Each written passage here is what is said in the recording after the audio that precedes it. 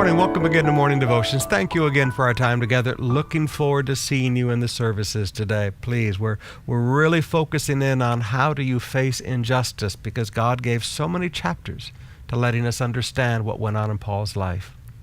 Have you ever noticed that Jesus didn't fit?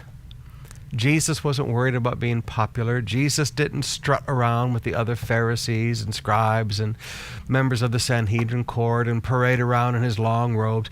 Jesus wasn't trying to look like a somebody, and Jesus wasn't trying to be a somebody, and Jesus wasn't trying to be popular.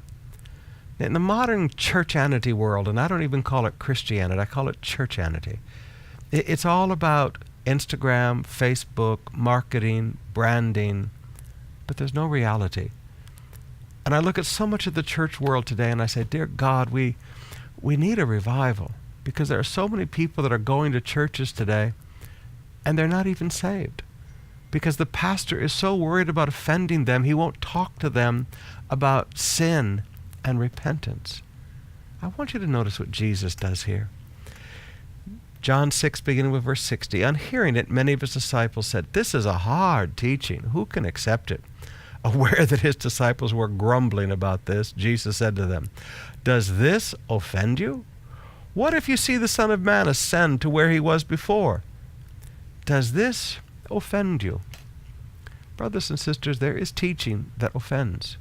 See, offense is an interesting word. The Greek word literally means to see that which in your personal opinion you disagree with, and therefore you think that you have the right to disagree.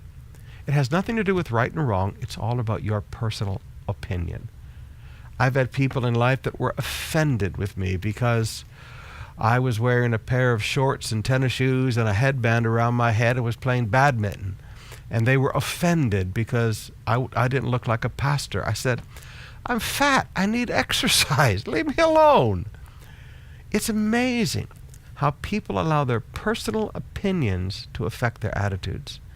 I want to challenge you today.